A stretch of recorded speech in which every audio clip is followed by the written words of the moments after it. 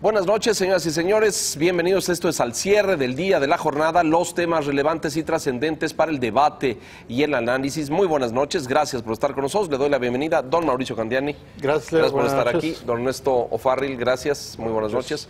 Don Ricky Quintana, buenas noches. ¿Qué tal? Buenas noches. Día 2 hoy de la séptima ronda de renegociación del Tratado de Libre Comercio. Una ronda donde aparecen algunos encabezados relevantes. La mejora de los derechos laborales en México se ha convertido prácticamente en una prioridad, en una cláusula vital. Incluso hay legisladores en los Estados Unidos que afirman que sin esta cláusula para defender los derechos laborales en México, el tratado no pasaría, el nuevo tratado no pasaría en el Congreso de los Estados Unidos. La agenda es amplia, todo el mundo dice que es la de los temas más ásperos, más álgidos. Están pues muchos: agricultura, prácticas regulatorias, reglas de origen, propiedad intelectual, servicios financieros. Este tema, otro de los difíciles, reglas de origen. El secretario de Economía mexicano, Ildefonso Guajardo, dijo que probablemente pudieran cerrarse siete nuevos capítulos, entre ellos, fíjese usted, energía y telecomunicaciones. Uno de los difíciles, y parece que va a ir hasta Washington para hablar con su contraparte, con el secretario Wilbur Ross allá, es el de las normas automotrices, el de las reglas de origen en materia automotriz. Habrá reuniones con Ford Motor Company y con General Motors para conocer su postura. Enrique. Pareciera como que se está configurando una doble negociación, mientras que aquí en la Ciudad de México, en Polanco, están los técnicos negociando un conjunto de capítulos.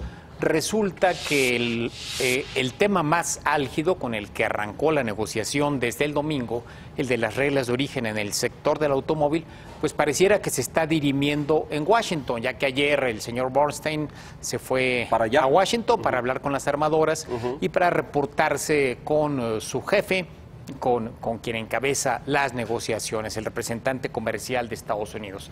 Pero hoy supimos que también viajó a Washington Ildefonso Guajardo a reunirse con Wilbur Ross, el secretario de Comercio. No sabemos si en esa reunión y en esas pláticas estará también el representante comercial, el señor Lighthizer, que a su vez vendría a México el domingo para la última parte de esta negociación. Entonces se ha puesto complejo el asunto y hay interpretaciones en los dos sentidos. Ayer un funcionario canadiense señaló que parecía ser una buena noticia porque luego de que México presentara su propuesta en materia de reglas de origen, el hecho de que este hombre, Bernstein, viajara a Washington, pareciera como que pues llevó a consultas un tema a ver si se puede resolver de ya en esta séptima ronda, lo cual sería un avance formidable si es que finalmente se llega a un acuerdo en esa materia. Pero al mismo tiempo hay quien dice que pues esto podría ser el síntoma de diferencias insalvables, de desencuentro, y que sería una muy mala noticia este viaje porque estaría probablemente anticipando que concluya esta séptima ronda que termina el lunes próximo sin acuerdo, sin llegar a nada. Estamos a martes y no sabemos hacia dónde va a ir esta negociación en lo sustancial, no en los capítulos fáciles en los que esos sí parece que avanzan. se van Pero a cerrar. tú lo apuntabas al principio y quisiera subrayarlo, es inusual, no había sucedido antes que se parta una ronda, es decir, se quede un equipo de técnicos trabajando y los responsables se muden a otra ciudad a continuar pláticas. Esto no había pasado en las 6 anteriores. Que nos enteráramos, no. Que nos lo dijeran. Pero ¿por qué tendría que ser necesariamente todas las pláticas en un solo sitio, en un solo espacio, en una sola fecha? Se supone que los equipos negociadores se citan para ello. Correcto, pero esta es una negociación multitemática de varias plataformas y donde habíamos anticipado en los primeros programas que analizábamos esto, Leo, que íbamos a tener velocidades relativas en distintos momentos. Y justo la semana pasada, en este mismo espacio, anticipábamos que uno de los temas que estaba llegando al hueso, al tuétano, era precisamente el capítulo de reglas de origen y específicamente el tema de la composición de manufactura mínima que tenían que cumplir los vehículos para ser considerados parte de la región NAFTA y como ende recibir el beneficio de la preferencia arancelaria que el TLC les ofrece. Y ese que ha sido uno de los capítulos más complicados está en dos tensiones que no se han movido ni medio milímetro en 7 rondas de negociación, 6 agotadas, una en curso, que tiene que ver con que Estados Unidos dice: yo quiero elevar a 85% la regla de integración de los vehículos en la región NAFTA y además quiero que 50 puntos porcentuales sean en mi jurisdicción. Y por otro lado, la industria manufactura automovilística mexicana ha dicho, le ha pedido encarecidamente al gobierno nacional mexicano que no se mueva ni un ápice del 62.5% que establece NAFTA hoy. Ese es el grado de tensión. En el Inter ha procurado haber creatividad, que si lo contabilizamos diferente, que si nos vamos a los coches eléctricos, que si recomponemos las formas de origen, que si incorporamos la tecnología, el software, la manera. Es decir, ha habido un intento de tratar de encontrarle un salvoconducto al monto porcentual de la integración, pero donde ha habido una negativa uniforme de Canadá y México, y Estados Unidos no necesariamente está contenta con ella, es no va a haber un porcentaje preferente para tu economía. En esa realidad se mueve esta discusión, y yo celebro que vivamos en un NAFTA negociado en casi caja de cristal, donde podamos estar discutiendo quién toma un avión, quién discute qué, en dónde y cómo lo está haciendo. Me parece que la negociación va por más vías todavía, ¿no? Por un lado tienes una propuesta de reglas de origen que hace Canadá, que no está del todo todavía bien entendida. Por otra parte, sí parece ser que hay dos posibilidades. Uno, que se aterrice en unas reglas de origen y unos porcentajes de contenido que a lo mejor no llegan a ser 50% americano o 85% del continente americano, porque no hay la capacidad de producción de las autoparteras en la región. Pero estamos hablando de los automóviles tradicionales. Y en cambio, por lo que respecta a los automóviles eléctricos, pues la gran mayoría de las partes no se producen en la región. O sea, quizás no se pueda llegar ahí ni siquiera a 30% de contenido regional, y entonces va a tener que haber pues flexibilidad, distintas reglas para distintos tipos de automóviles, modelos. Y me parece que por ahí va la negociación y por eso la complejidad.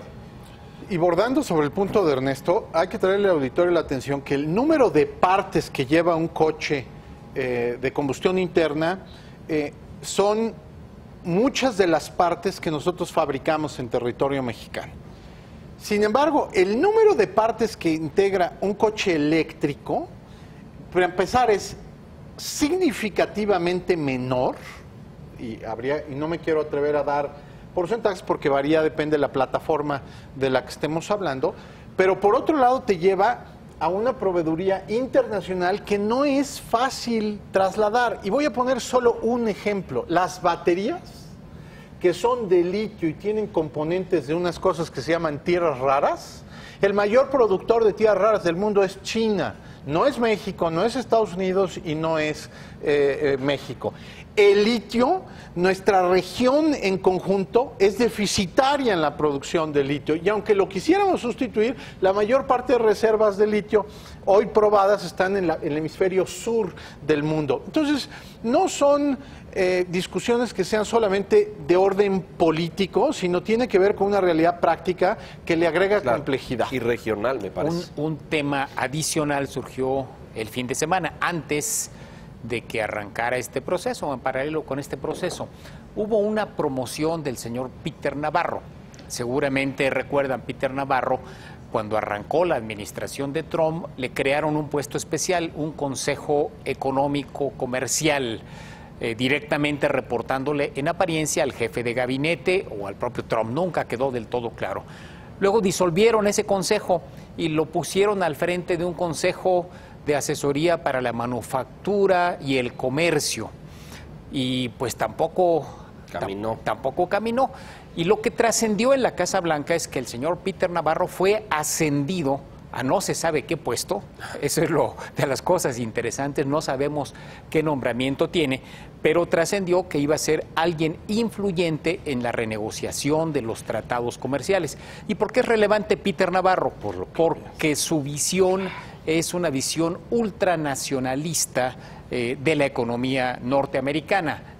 Tiene en su foco fundamentalmente a China. Es un muy fuerte crítico de la OMC y de la presencia de China en la OMC, pero no se descarta que pudiera también meter la mano en la negociación del Tratado de Libre Comercio. No lo sabemos, pero está en el ambiente este asunto flotando justo cuando está arrancando la séptima ronda. Ahora que hablas de esto, de lo que flota en el ambiente, en los últimos 2 días, ayer y hoy tal vez, se ha difundido mucho esta versión de que hoy México está en una posición mucho más cercana a coincidencias o a puntos de acuerdo y de encuentro con Estados Unidos, y que Canadá se ha distanciado un poco. ¿Coinciden con esto? Es que hay temas forestales, agropecuarios Y energéticos. Biotecnológicos, Que con Canadá Canadá han sido puntos particularmente sensitivos. El mejor ejemplo está en lo que en Estados Unidos se llama el lumber, que es la madera semiprocesada lista para productos terminados. Canadá es un gran exportador, Estados Unidos es un productor, pero en términos competitivos Canadá tiene precios relativos más competitivos que los Estados Unidos.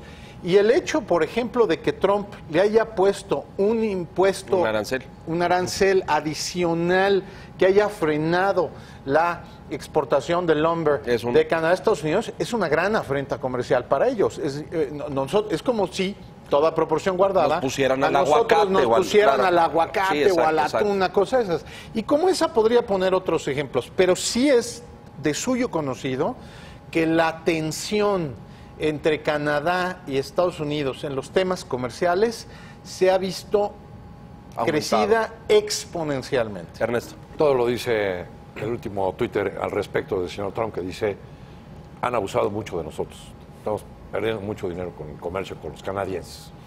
Ahora, hay que recordar, la semana pasada estuvieron aquí los parlamentarios canadienses, hubo un encuentro de parlamentarios de Canadá y de México.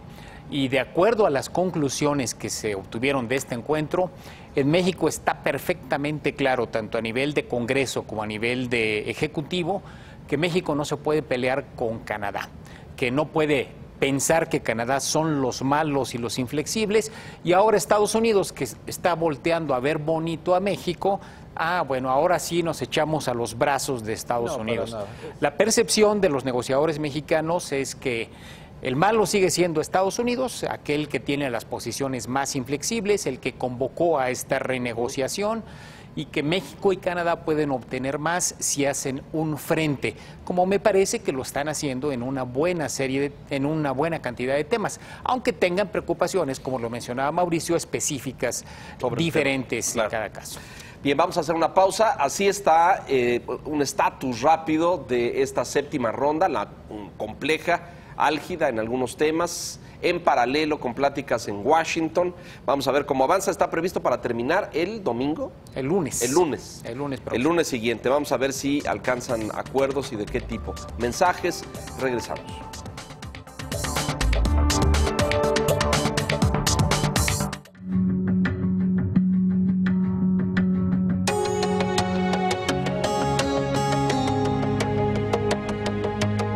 El campo mexicano necesita una planeación y trabajo para su crecimiento. Foro Agro, segunda edición. Un espacio de diálogo y entendimiento donde los expertos plantearán sus propuestas de desarrollo. Acompáñanos este 6 de marzo a partir de las 9 de la mañana. Una transmisión especial del Financiero Bloomberg.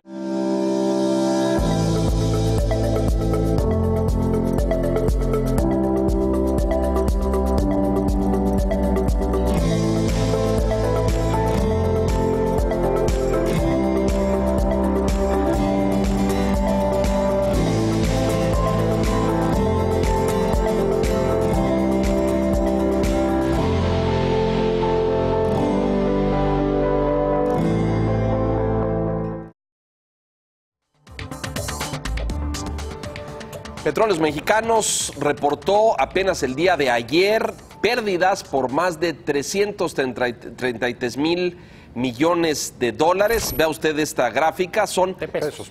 Perdón, de pesos, muchas gracias, muchas gracias. 333 mil millones de pesos. Son 5 años consecutivos, vea usted aquí, del 12 para acá, de pérdidas netas, de pérdidas continuas. El director Carlos Treviño declaró que se debe a factores contables. 5 veces más pérdidas las del 17, vean ustedes, que las del 16. Llama la atención, y lo consulto, porque si el reporte de ventas en México está arriba 31% y de ventas en el extranjero está arriba en 28%, tenemos este reporte negativo. Ernesto. Bueno, pues el plan de negocios de Pemex ha sufrido una contracción muy importante. Y Pemex no es nada más la producción de crudo y la exportación, sino que pues, es también pues, una industria petroquímica y otras industrias conexas, ¿no? Y en el caso de la petroquímica, por ejemplo, la caída de la producción, de la refinación, por ejemplo, es dramática. La caída, ahora regresando al crudo, ¿no? La caída en la extracción de crudo pues es de a 10% cada mes, ¿no? Prácticamente hemos desaparecido en nuestra plataforma de producción pues prácticamente 2 millones de barriles, ¿no? Diarios de lo que se producía en el año 2004. Es enorme. Bueno, pues es un verdadero golpe, ¿no? Si viéramos hacia atrás las cifras, la verdad es que Pemex perdía cantidades similares a las que perdió el año pasado en años anteriores. Pero el principal problema que tenía era la insuficiencia en el fondo de pensiones. El gobierno planteó darle una ayudadita, ¿no? Y se le metió dinero para arreglar este asunto hace algunos años. Y ahora con todo y que pues también ha habido incrementos en el precio de la gasolina, pues la verdad es que los costos siguen siendo muy altos. Y creo que una decisión que todavía no se ha tomado es una reestructura a fondo en cuanto al tamaño de personal y en cuanto a las prestaciones que da Pemex a sus trabajadores. Si hacemos una comparación contra las otras grandes petroleras, la productividad del trabajador de Pemex está en los últimos, bajísima, ¿no? En los últimos lugares. Enrique. Es curioso porque a pesar de estos factores, Pemex vendió más en 2017, vendió 24.3% más en todo el año, más de 30% en el último trimestre. Su flujo operativo, el que los financieros conocen como el EBITDA, que es un indicador de rentabilidad también importante, pues fue más alto, fue positivo. Si lo midiéramos así, Pemex es una empresa rentable. ¿Qué pasó y por qué las pérdidas netas llegaron a estos 333 mil millones? Pues porque se cayó su activo y esto lo pasaron a flujos. ¿Por qué? Porque midieron de manera diferente las reservas. Las reservas no hay una explicación suficiente, pero se medían de un modo y ahora se miden de otro. Y por lo tanto valen menos. Y esta pérdida de valor se acredita en resultados, se pasa a resultados. Entonces, hay menos activos, tiene Pemex menos activos, tiene una mayor cantidad de ventas, pero esto no compensa la caída de activos. Es como si uno tuviera una casa y resulta que pasa ahí, va a pasar un eje vial o hay algo que hace que el valor de la casa se venga para abajo. Pues no ha ocurrido nada, la casa sigue siendo la misma, la construcción sigue siendo la misma, pero la casa ya vale menos, porque hay un criterio diferente de medición del valor de esa casa. O sea que si extrajéramos ese elemento solamente, ¿Pemex funcionó en números negros el último año? Si quitáramos impuestos y derechos, sí. Y si quitáramos la deuda, porque eso es la medición Sí, claro, del flujo operativo. A mí me parece que los estados de resultados de Pemex hay que verlos como son, en lo que tienen bueno y en lo que tienen malo. Y hay que dividir a Pemex en 3 buchacas. Si uno lo ve como productor de petróleo, lo que reflejan esos números es Las Decentes. reservas se han venido reduciendo, la plataforma de exportación ha venido cayendo a una velocidad cada vez menor, lo cual es bueno, y en algunos pozos con pronóstico de ascenso, pero de esa realidad no se ha podido recuperar Pemex. Y en cualquier empresa petrolera, minera o ligada a recursos minerales en el subsuelo, cuando tú tienes una caída, tú tienes siempre una discusión de cómo reflejas el valor de lo que tienes abajo. Y hay fórmulas para calcular los tipos de reserva y cómo vas a llevar al balance eso. Siempre un CEO, cuando le monetizan hacia abajo, digamos, le permiten reflejar el valor menor de lo que tiene en el subsuelo, siempre dirá que son maneras contables. A mí me gusta un poco darles lata a los CEOs, porque cuando el efecto es a la inversa, o sea, cuando tú tienes una revalorización por efecto de precio activos, o por efecto de fórmula de evaluación del valor de los activos en el subsuelo, entonces luego ellos salen inmediatamente a decir que eso tiene su expresión positiva en el balance y a cobrar los bonos correspondientes. Entonces hay que explicar, eso es lo que está abajo. Luego está el flujo de efectivo, como cualquier empresa, punto y aparte que sea petrolera. Y sí es buena noticia, hombre, nomás faltaba que ese fuera el problema, de que la suma de tus ingresos te permitan hacer frente a la suma de tus costos operativos y tus obligaciones, ya sean directas o la palabra es overhead, todo el costo indirecto que tienes, y que no tengas que ir a pedir prestado para pagar tu operación. Entonces, en ese sentido, mientras la utilidad operativa de Pemex, lo que llamaría EBITDA, Enrique, en la explicación que estaba dando, sea positiva, eso te permite ir creciendo tu caja para hacer frente al resto de tus obligaciones. Pero lo tercero que dice el balance es que la carga fiscal de depresión de activos, de pensiones, de otros que son pasivos, contingentes y que tienen su expresión en el balance, lo acaban haciendo no rentable de manera neta. Oye, que podríamos no contar los impuestos, pues ¿por qué no habríamos de contarlos si se los quitamos? Se los quitamos como al punto de que Pemex a veces tiene que ir a pedir prestado para cumplir sus obligaciones fiscales anticipadas. Entonces, creo que la discusión es válida. ¿Qué queremos? ¿Un Pemex que simplemente le digamos vas bien porque operativamente tus flujos te están permitiendo salir bien? ¿O le tenemos que pedir que con independencia del precio de mercado del crudo tenga que tener números netos positivos? Y yo soy partidario de que pongamos el dedo en el aire. Ernesto. Digo, otro enorme problema es el tamaño de la deuda que tiene Pemex, ¿no? Lo decía Enrique hace un momento. Por eso el flujo de efectivo sale positivo, el flujo de efectivo operativo, pero pues, si le quitas los intereses de la deuda, que han subido las tasas de interés y van a subir más, es el problema, y le pones la carga fiscal, que es 62.5% de cada peso vendido, es para el gobierno, pues no hay manera que salga, ¿no? Si a esto a su mes le añades esta, pues, digamos, excesiva estructura de personal y de prestaciones, bueno, pues realmente está estrangulada esta empresa. Rápidamente. Veo el riesgo de que otra vez las calificadoras amenacen con bajarle la calificación, a Pemex, lo cual a su vez te puede llevar al riesgo de que luego pongan en la calificación de México, del gobierno mexicano, otra vez en perspectiva negativa. Vamos a pausa rápido.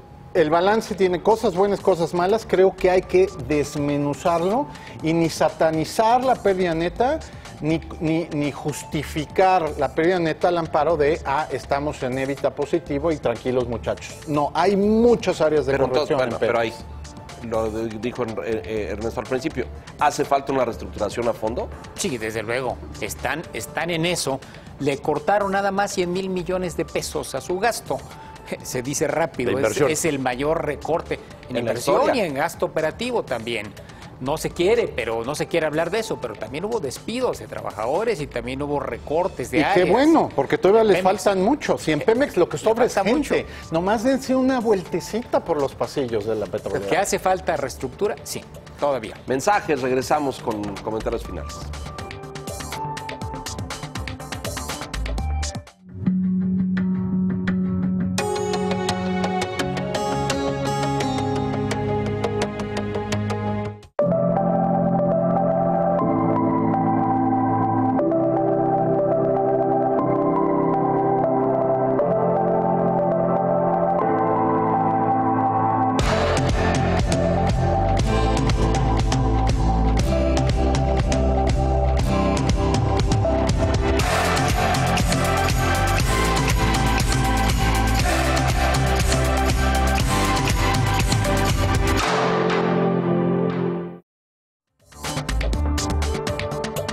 Rápidamente les pido una reflexión sobre el caso de Ricardo Anaya. Usted ha seguido el tema, lo hemos abordado aquí. El PRI pide la investigación, el PAN responde, desafía y dice que presente pruebas y evidencias, y además contraatacan y dicen que el candidato Meade supervisó desvíos de fondos desde el ramo 33, ¿no?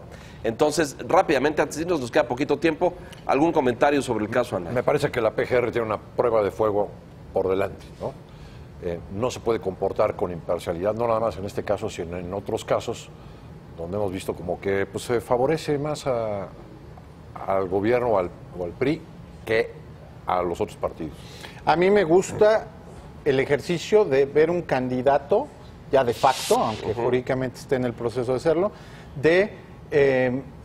dando una explicación de 8 minutos, qué hizo con su empresa, qué puso, qué no puso, qué existía, qué no existía, qué pagó y qué no pagó. Independientemente de que la PGR tenga sus líneas de investigación y de que haya partes ofendidas y partes lo que tú quieras, ese ejercicio de explicación detallada me gustó y lo quisiera igualito en algunas cosas de los otros candidatos, dando ellos en primera persona la explicación de lo que han hecho o no han hecho. ¿Te satisfizo esa explicación? Me pareció lógica, me pareció consistente. Cualquiera que hemos comprado, vendido, construido con un bien inmueble, sabemos diseccionar esas partes. Yo creo que tiene todavía una serie de inconsistencias de quién es el que compra, porque le vende al señor, pero luego el señor no es el que compra, sino que compra la empresa. Hay ahí todavía una serie de cosas raras. Pero está claro que ya compró una empresa y lo que estamos discutiendo es quién está detrás de la empresa. Está claro que hubo una transacción patrimonial y lo que estamos discutiendo es el orden de magnitud de la transacción. Está claro que hubo después una utilidad y está claro que hubo unos impuestos que se pagaron. Entonces, a mí me gustaría la mismita claridad y la capacidad de debate fino a lo que tú le llamas todavía claro. Hay todavía más. Yo difiero absolutamente de Mauricio. Creo que fue una manera de engatusar a muchos porque no presentó ningún documento. Y cuando uno empieza a ver los documentos disponibles, como por ejemplo su declaración patrimonial y su declaración que aparece en el 3 de 3, pues nunca hubo ese préstamo hipotecario que tan bonito se veía ahí en el video. Y cuando se ve la transacción resulta que nunca le vendió al famoso arquitecto Reyes, sino le vendió a una empresa que el 16 de febrero apareció en el diario oficial como empresa fantasma, según el SAT. Yo creo que la Procuraduría tiene mucho que hacer y se va a equivocar si no llega al fondo. Va a fortalecer a Anaya si esto se convierte en una escaramuza y si realmente no se investiga a fondo y se llega a las últimas Agrego un elemento, nunca queda claro por qué el dinero de eso tiene que ir a Gibraltar y dar la vuelta por el Caribe. Es decir, ese esquema solamente se usa pues para lavar dinero, ¿no? Es decir, ¿por qué si la transacción es limpia, derecha y legal, los fondos tienen que ir a Europa y dar la vuelta? Y creo que hay una serie de inconsistencias, el préstamo no queda claro. Pero vamos a ver si esto daña o no al candidato, ¿no? Que hay que ver. Se nos acaba el tiempo, yo me extendería. Don Ernesto, gracias. Don Mauricio, gracias. Don Enrique, gracias. Buenas noches. Y gracias a usted por la gentileza de su atención, una tras otra, aquí en